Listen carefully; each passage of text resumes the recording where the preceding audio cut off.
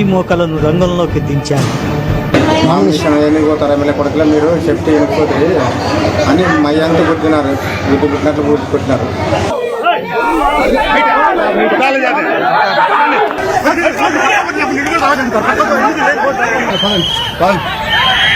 Sir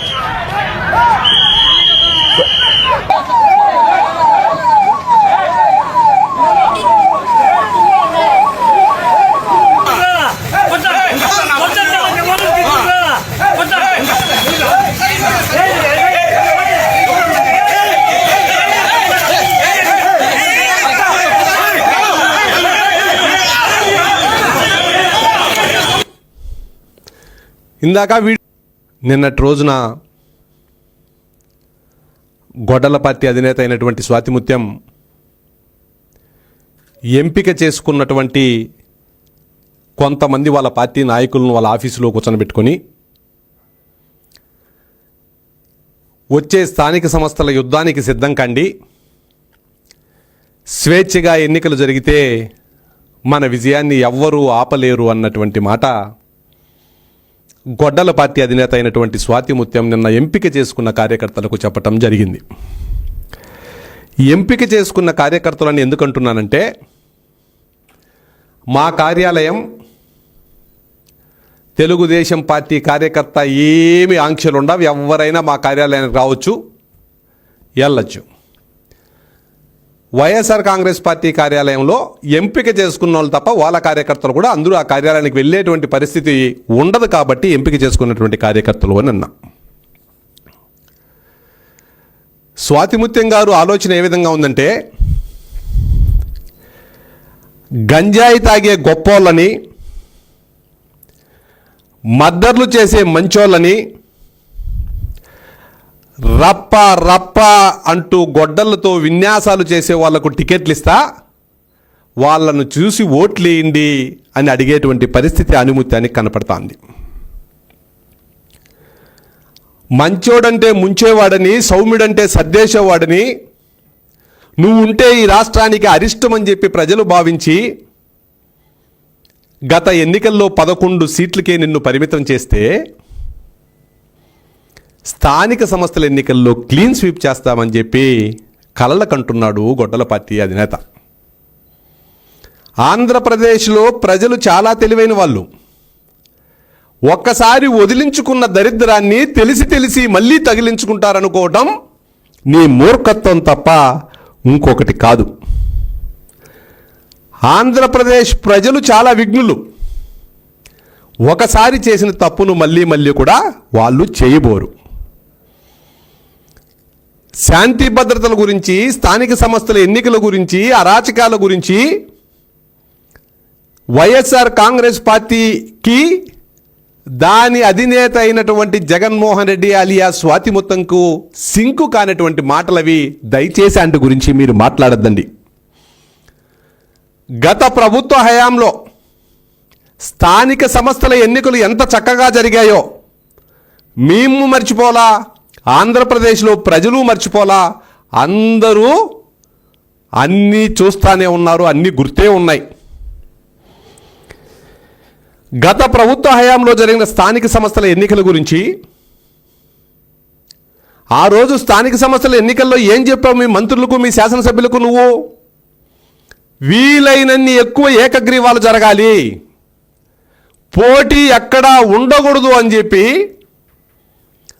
నువ్వే లక్ష్యాలు నిర్దేశించి మంత్రులకు, శాసనసభ్యులకు అరాచకాలు చేయమని ప్రోత్సహించి, అరాచకాలు చేపించి ఏకగ్రీవాలు చేసుకుని ఈరోజు వచ్చి యుద్ధం చేయండి, మీ వెనకాల వైఎస్ఆర్ కాంగ్రెస్ పార్టీ ఉంటుంది అంటున్నావే, సిగ్గుందా నీకు జగన్మోహన్ రెడ్డి గారు అని అడుగుతున్నా.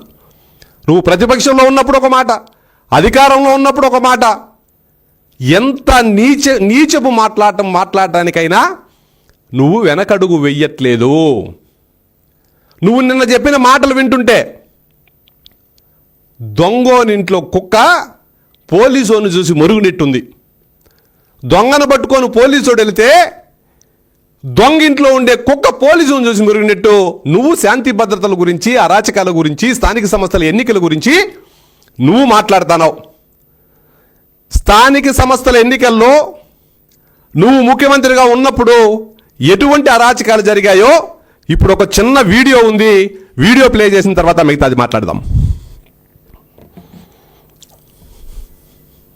ఈ మోకలను రంగంలోకి దించారు. ఎన్ని పోతారు ఎమ్మెల్యే కొడుకులా మీరు సేఫ్టీ ఇనుకోద్రి అని మయ్యంతా కొట్టినారు. వీటి పుట్టినట్లు కొట్టినారు.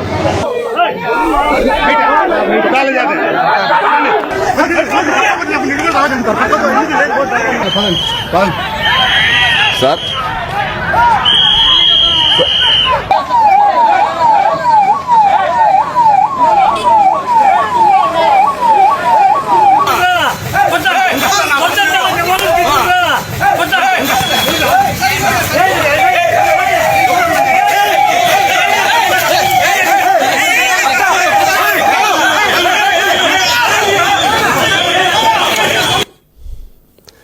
ఇందాక వీడియో చూశారు. స్థానిక సంస్థల ఎన్నికల్లో నామినేషన్లు అడ్డుకున్నారు. ఎవరైనా నామినేషన్లు వాళ్ళ అరాచకాలు ఎదిరించి పోటీలో ఉంటే వాళ్ళని హింసించారు, వేధించారు, వేటాడారు. ఈ రాష్ట్రంలో మీరు ఉండకూడదు అన్న విధంగా వ్యవహరించారు. ఇన్ని అరాచకాలు చేసిన నువ్వు ఈరోజు స్థానిక సంస్థల ఎన్నికల్లో స్వేచ్ఛగా జరిగితే స్వీప్ చేస్తామని పగటి కలలుగంటాను. నువ్వు చేసిన అరాచకాలు మేము చెయ్యం. స్థానిక సంస్థల ఎన్నికలు పూర్తి స్వేచ్ఛాయుత వాతావరణంలో జరుగుతాయి. కూటమి ప్రభుత్వంలో స్వేచ్ఛాయుతంగా ఎవరి పని వాళ్ళు చేసుకునే పరిస్థితి ఈరోజు ఆంధ్రప్రదేశ్లో ఉంది. స్వేచ్ఛాయుతమైన వాతావరణంలో ఎన్నికలు జరిగినా కూటమి ప్రభుత్వం ఎన్నికల్లో స్వీప్ చేయబోతోంది. అది గుర్తుపెట్టుకో జగన్మోహన్ రెడ్డి. ప్రజలను మభ్యపెట్టే ప్రయత్నం చేయొద్దు. మీ పార్టీ కార్యకర్తలను మభ్యపెట్టద్దు. నిన్ను నమ్ముకొని అక్కడ ఉండే మీ కార్యకర్తలను నట్టేట ముంచేయద్దని జగన్మోహన్ రెడ్డి గారు సూచిస్తాను. ఇదే విధంగా మోసం చేశావు రాష్ట్రంలో ఉండే మీ పార్టీ కార్యకర్తలను, నాయకులు అందరినీ. సిద్ధం సభలు పెట్టావు. వై నాట్ 175 అన్నావు. కుప్పంలో మేము మున్సిపాలిటీ గెలిచాం, కుప్పం అసెంబ్లీ కూడా మాదే అన్నావు. 175 సీట్లు మావే, ఒక్క సీటు కూడా కూటమి ప్రభుత్వానికి గెలవదన్నావు. ఏమైందయ్యా రిజల్ట్స్లో? ఎక్కడికి పోయినాయి నీ ఆర్భాట ప్రకటనలు? ఎక్కడికి పోయినాయి నీ 75 సీట్లు? ప్రతిపక్ష హోదా కూడా రాలా. ఇంకొక రాజకీయ పార్టీ అయితే 5 సంవత్సరాలు అధికారంలో ఉన్నాక ప్రతిపక్ష హోదా లేకపోతే రాజకీయ పార్టీని మూసుకొని రాజకీయ సన్యాసం చేసి ప్రజలు మమ్మల్ని ఒప్పుకోవట్లేదని వెళ్ళిపోయేవాళ్ళు. నువ్వు సిగ్గు లేకుండా ఇంకా పార్టీ రన్ చేసుకుంటా మాయమాటలు చెప్పి అమాయకులైన కొంతమంది కార్యకర్తలు ఉండి మీ పార్టీలో అమాయకులను మోసం చేసే ప్రయత్నం చేస్తాను. నువ్వు వైఎస్ఆర్ కాంగ్రెస్ పార్టీ నాయకులకు కార్యకర్తలకు గుర్తు చేస్తానా? సిద్ధం సభలని ప్రచార ఆర్భాటాలు చేసి సిద్ధం సభలని మిమ్మల్ని నట్టేట ఏ విధంగా ముంచేశాడో మీ అధినేత. రేపు స్థానిక సంస్థల ఎన్నికల్లో కూడా మీరు యుద్ధం చేయండి, మీరు ఇంకొకటి చేయండి అని చెప్పి మిమ్మల్ని రెచ్చగొట్టి మిమ్మల్ని నడి సముద్రంలో వదిలేసి మిమ్మల్ని ముంచేయడానికి జగన్మోహన్ రెడ్డి సిద్ధపడతాడు. మీరందరూ తెలుసుకోవాలన్న విషయం వైఎస్ఆర్ కాంగ్రెస్ పార్టీ కార్యకర్తలకు, నాయకులకు తెలియజేస్తా ఉన్నా. స్వేచ్ఛాయుత ఎన్నికలు జరుగుతాయి. స్వేచ్ఛాయుత ఎన్నికల్లో కూడా కూటమి పార్టీ స్వీప్ చేయబోతున్నాం. దాంట్లో ఎటువంటి అనుమానం కూడా అవసరంలా. నీ అబద్ధపు ఆర్భాటపు ప్రకటనలు ఎవరు నమ్మే పరిస్థితుల్లో లేరు అన్న విషయం గొడ్డల పార్టీ అధినేత అయిన జగన్మోహన్ రెడ్డి గారికి చెప్తాను. ఈ మధ్య వైఎస్ఆర్ కాంగ్రెస్ పార్టీ నాయకులందరూ రెడ్ బుక్ అని కలవరిస్తున్నారు. ఎన్నికలకు ముందు 3200 కిలోమీటర్ల పైగా పాదయాత్ర చేసినటువంటి మా నాయకులు, మా యువ నాయకులు నారా లోకేష్ బాబు గారు 99 బహిరంగ సభల్లో రెడ్ బుక్ చూపించి చట్టానికి వ్యతిరేకంగా ఎవరు పనిచేసినా, చట్టాన్ని చేతుల్లోకి తీసుకొని ఎవరు పనిచేసినా, చట్టాన్ని చేతుల్లోకి తీసుకుని మా కార్యకర్తలను, నాయకులను, ప్రజలను ఎవరు ఇబ్బంది పెట్టి ఉన్నా తప్పకుండా చట్ట ప్రకారం చర్య తీసుకుంటామని చెప్పి 99 మీటింగుల్లో మా నాయకుడు రెడ్ బుక్ చూపించి ప్రజల ఆమోదం తీసుకున్నాం. ప్రజలు రెడ్ బుక్ చూశారు. ఈయన అక్రమార్కుల మీద చర్యలు తీసుకుంటాడని నమ్మారు. మాకు ఓట్లేశారు, మమ్మల్ని గెలిపించారు. మేము ఎన్నికల తర్వాత చేసే వ్యవహారం కాదు ఇది. అయితే ఎన్నికలైన ఈ 2 సంవత్సరాల కాలంలో అయిన తర్వాత ఎక్కడైనా ఒక్క అక్రమ కేసు కూటమి ప్రభుత్వం ఎవరి మీదైనా పెట్టిందేమో వైఎస్ఆర్ కాంగ్రెస్ పార్టీ సమాధానం చెప్పాలా? ఒక్క మీటింగ్లోనైనా కూటమి ప్రభుత్వం ఒక్క వైఎస్ఆర్ కాంగ్రెస్ పార్టీ నాయకుడు కార్యకర్త మీదైనా అక్రమ కేసులు పెట్టిందా లేదా వాళ్ళు తప్పు చేసింటేనే జైలుకు పంపించామా అన్న విషయం మీరు సమాధానం చెప్పాలి. ఇప్పుడు ఈ మధ్య వరుసగా జైలు యాత్రలు చేస్తున్నాడు జగన్మోహన్ రెడ్డి గారు. వాళ్ళు ఎటువంటి కేసుల విషయంలో వాళ్ళు జైలుకి వెళ్ళారో, ఏ తప్పు చేసి వెళ్ళారో, వాళ్ళు తప్పు చేశారా తప్పు చేయకపోయినా వాళ్ళ మీద చర్యలు తీసుకున్నామా? ఒక చిన్న వీడియో ఉంది, వీడియో ప్లే చేసిన తర్వాత మళ్ళీ మాట్లాడతాం.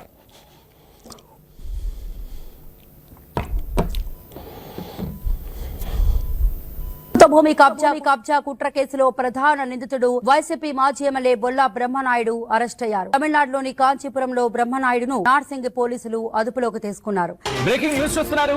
కల్తీ మద్యం కేసులో మాజీ మంత్రి జోగి రమేష్ కు రిమాండ్ విధించింది కోర్టు. వైసీపీ మాజీ మంత్రి సిదిరి అప్పలరాజును పోలీసులు అరెస్టు చేశారు. గొర్రెల కాపరి దానయ్య యాక్సిడెంట్ కేసులో సాక్ష్యాలను తారుమారు చేశారన్న ఆరోపణలపై అప్పలరాజును కాసేపుగా పోలీసులు అదుపులోకి తీసుకున్నారు. కర్నూలు జిల్లా ఆలూరులో రాజకీయ రగడ భగ్గుమంది. వైసీపీ ఎమ్మెల్యే విరూపాక్షి రౌడీజంతో రెచ్చిపోయారు. ఇసుక వివాదం నేపథ్యంలో మంది మార్బలంతో వెళ్లిన ఎమ్మెల్యే టీడీపీ కార్యకర్తల ఇళ్లపై దాడికి దిగారు. దళిత మహిళను వివస్త్రను చేసి వీరంగం సృష్టించడంతో ఎమ్మెల్యే ఆయన అనుచరులపై ఎస్సీ ఎస్టీ అట్రాసిటీ కేసు నమోదు చేసి అరెస్టు చేశారు. గుంటూరు తూర్పు వైసీపీ మాజీ ఎమ్మెల్యే ముస్తఫా అరెస్ట్ అయ్యారు. గుజరాత్ లో ముస్తఫాను నూజివీడు పోలీసులు అదుపులోకి తీసుకున్నారు. పరారీలో ఉన్న ముస్తఫా కుమారుడు బషీర్ కోసం ముమ్మరంగా గాలిస్తున్నారు. నూజివీడులో ముస్తఫా ఆయన కుమారుడిపై కిడ్నాప్ కేసు నమోదైంది. దీంతో పాటు ఎస్సీ ఎస్టీ అత్యాచార నిరోధక చట్టం కింద కూడా కేసు నమోదు చేశారు పోలీసులు. డ్రైవర్ సుబ్రహ్మణ్యం హత్య కేసులో సాక్షులను బెదిరించిన కేసులో వైసీపీ ఎమ్మెల్సీ అనంతబాబును పోలీసులు అరెస్ట్ చేశారు. బెయిల్ పిటిషన్ పై విచారణ కోసం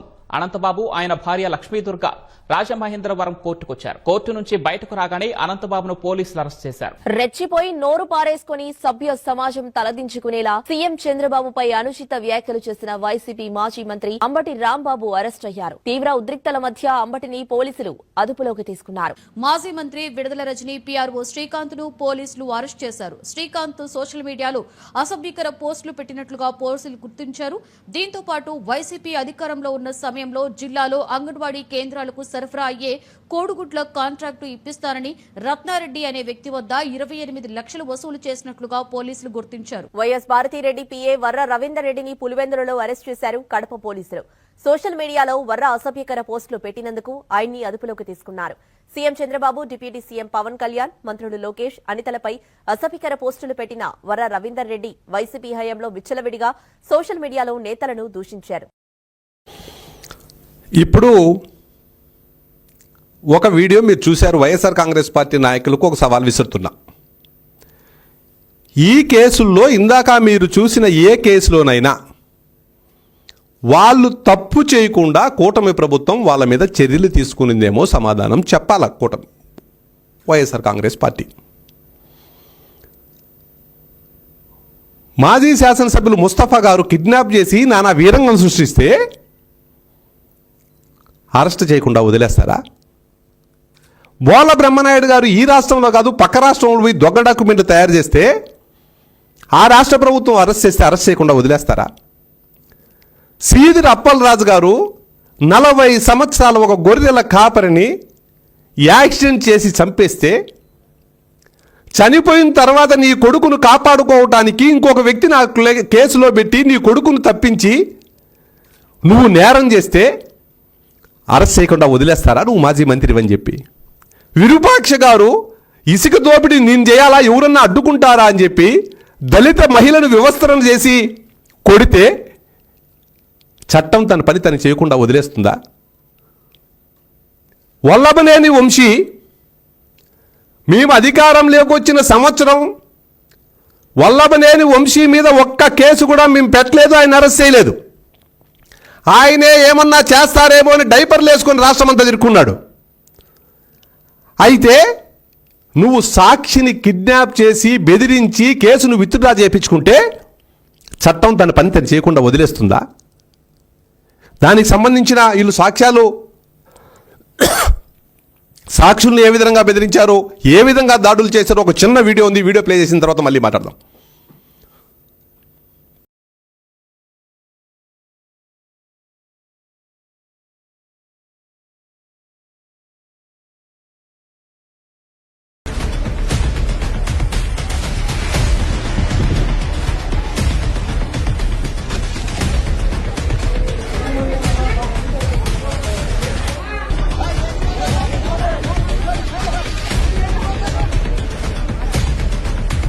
ఇప్పుడు అడుగుతున్న వైఎస్ఆర్ కాంగ్రెస్ పార్టీ ప్రతిరోజు రెడ్ బుక్ రాజ్యాంగం అని కలవరించే వైఎస్ఆర్ కాంగ్రెస్ పార్టీ నాయకులను ఒక విషయం సూటిగా అడుగుతున్నా.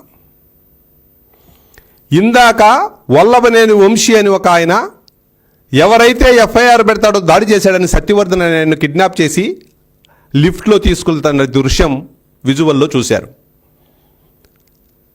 ఒక గొర్రెల కాపరి భార్య పాపం పాలకు డబ్బులు లేక నీళ్లల్లో బిస్కెట్ వేసి తన బిడ్డకు తినిపించే దృశ్యాలు కూడా చూశారు.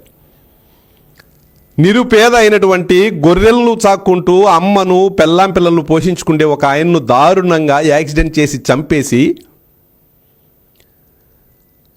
నీ కొడుకును రక్షించుకునే క్రమంలో ఇంకొక పిల్లోని అక్కడ పెట్టి నేరాన్ని సాక్షులను తారుమారు చేయడానికి చూస్తే సీదిరి అప్పలరాజుని అరెస్ట్ చేస్తే బాధితుడి వైపు కాకుండా నేరస్తుని వైపు నిలబడ్డావే, నీ ఆలోచన విధానం ఏందో వైఎస్ఆర్ కాంగ్రెస్ పార్టీ సమాధానం చెప్పాలా? ఒక దళిత మహిళను వివస్త్రణ చేసి కొడితే ఆ కేసులో నువ్వు ఒక ఎమ్మెల్యేని పరామర్శించిన వెళ్ళావు తప్ప బాధితులను పరామర్శించడానికి వెళ్ళిందా వైఎస్ఆర్ కాంగ్రెస్ పార్టీ అని అడుగుతానా?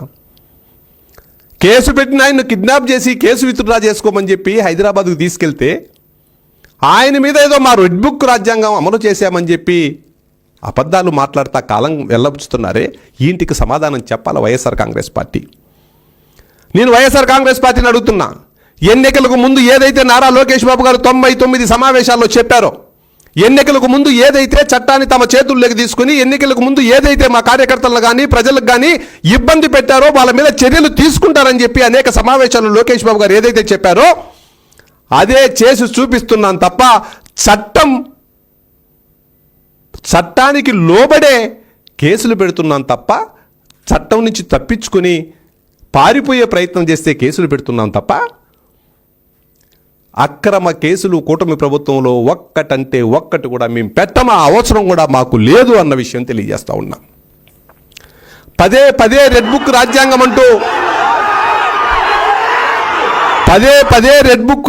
అంటూ మాట్లాడే గొడ్డల పార్టీ అధినేత జగన్మోహన్ రెడ్డి గారు నీ 5 సంవత్సరాల కాలంలో బడుగు బలహీన దళిత పీడిత వర్గాల ప్రజల మీద నువ్వు బ్లడ్ బుక్ రాసి ఈరోజు చట్టాన్ని చేతుల్లోకి తీసుకునే వాళ్ళ మీద రెడ్ బుక్ పనిచేస్తూ ఉంటే బ్లడ్ బుక్ రాసిన నువ్వు రెడ్ బుక్ను చూసి భయపడి ఏదేదో పిచ్చి మాటలన్నీ మాట్లాడుతున్నావు. నీ బ్లడ్ బుక్ను ఎవరు మర్చిపోలేదు ఆంధ్రప్రదేశ్లో, ప్రజలు అది గుర్తుపెట్టుకోవాలని తెలియజేస్తాను. సాక్షాత్తు మా పార్టీ అధ్యక్షులు మాజీ ముఖ్యమంత్రి వర్యులు Z+ కేటగిరీ ఉండే వ్యక్తి సాగునీటి ప్రాజెక్టులను సందర్శించాలనే ఉద్దేశంతో రాష్ట్ర వ్యాప్తంగా యాత్ర చేపడితే అన్నమయ్య జిల్లా తంబలపల్లి నియోజకవర్గంలోకి యాత్ర ఎంటర్ అయినప్పుడు మా అధినేత మీద దాడి చేసిన వీడియో ఒకటి ఉంది, అది చూసిన తర్వాత మాట్లాడదాం.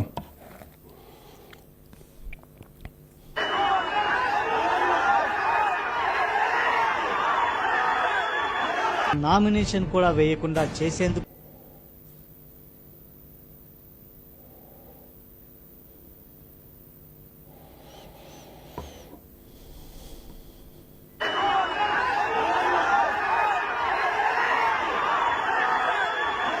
నామినేషన్ కూడా దించారు. మా Z+ కేటగిరీ ఉండే మాజీ ముఖ్యమంత్రి వర్యుల మీద రాళ్ల దాడి చేస్తుంటే NSC సెక్యూరిటీ అడ్డం పడతా ఉండేటువంటి విజువల్స్ మీరు చూశారు. ఇప్పుడు ఇది నువ్వు రాసిన బ్లడ్ బుక్. ఇక్కడ మా అధినేత మీద దాడి చేసి ఆ కేసుల్లో మీరే రాళ్ల దాడి చంద్రబాబు నాయుడు గారి మీద చేసి ఆ కేసుల్లో అమెరికాలో ఉన్న తెలుగుదేశం పార్టీ కార్యకర్త వాళ్ళ పిల్లలు ఉంటే అమెరికాకు పోతే ఆయన మీద కేసు పెడతారు. ఎక్కడో ఆర్మీలో ఒక ఆయన పనిచేస్తూ ఉంటే వాళ్ళ బిడ్డ ఆర్మీలో ఎన్నో సిక్కిం దగ్గర ఉంటే ఆయన అక్కడ సిక్కింలో ఉంటే ఇక్కడ కేసు పెడతారు. నేను మాచర్ల నియోజకవర్గంలో యువగలం పాదయాత్ర జరుగుతుంటే యువగలం పాదయాత్రలో నేనుంటే నా మీద అంగంలో 307 కేసులు పెడతారు. ఇట్లా ఒక్క పుంగునూరు అంగళ్ళు కేసులో 1200 మంది మీద 307 కేసులు పెట్టి వేధించావు. నువ్వు ఈరోజు శాంతి భద్రతల గురించి, అక్రమ కేసుల గురించి నువ్వు ప్రవచనాలు చెప్తున్నావు, స్వాతిముత్యం ప్రవచనాలు. ఆంధ్రప్రదేశ్ ప్రజలు నువ్వు చేసిన పాపాలు మర్చిపోయారేమో అని. ఒక్కటి కాదు, మొత్తం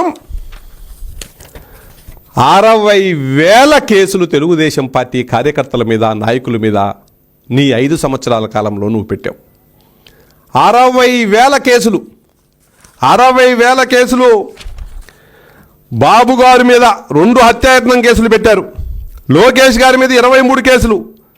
ఇట్లా తెలుగుదేశం పార్టీ నాయకులందరి మీద, నాని గారి మీద 28 కేసులు, చింతమనేని గారి మీద 14 కేసులు, కొల్లు రవీంద్రపై 25 కేసులు, అయ్యన్న పాత్రుడు గారిపై కేసులు, చల్లాబాబు రెడ్డిపై 17 కేసులు, ధూళిపాల నరేంద్రపై 16 కేసులు, రఘురామకృష్ణరాజు గారిపై 11 కేసులు, బీటెక్ రవిపై 9 కేసులు, అచ్చెన్నాయుడిపై 21 కేసులు, ఎస్సీ ఎస్టీల మీద కూడా ఎస్సీ ఎస్టీ కేసులు.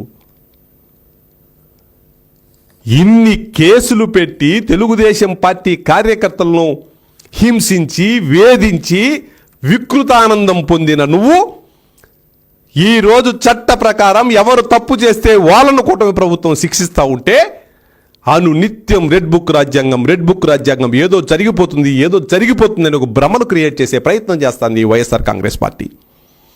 నేను ఇప్పుడు సాక్ష్యాధారాలతో సహా చూపించా ఎవరిని అరెస్ట్ చేశారు, ఎందుకు అరెస్ట్ చేశారు. ఇందాక వాళ్ళ ప్రభుత్వంలో జరిగిన కేసుల గురించి కూడా చెప్పా. అమెరికాలో ఉండే వాళ్ళు వచ్చి అంగల్లో, పుంగనూరులో హత్యాయత్నం కేసులు, మాచర్లో ఉండే నేను అంగల్లో పోయి హత్యాయత్నం చేశానంట. ఇట్లా వందలాది ఉదాహరణలు. ఒక్క చిన్న ఇన్సిడెంట్ జరిగితే 500, 600, 1000 మంది మీద కేసులు పెట్టి హింసించి, వేధించి తెలుగుదేశం పార్టీ నాయకత్వాన్ని నిర్వీర్యం చేయాలనే ప్రయత్నం అడుగడుగునా నువ్వు చేసి తప్పు చేసిన వాళ్ళ మీద చర్య తీసుకుంటా అంటే రెడ్ బుక్ రాజ్యాంగం అంటూ ప్రగల్భాలు పలుకుతున్నావు. నువ్వు ఎన్ని పలికినా జగన్మోహన్ రెడ్డి, నువ్వు రాసిన బ్లడ్ బుక్ను ఎవ్వరూ మర్చిపోరు. రెడ్ బుక్ తీసుకుంటా అంటే చర్యలను అందరూ హర్షిస్తారు, నీ బ్లడ్ బుక్ను ఎవరూ మర్చిపోరు.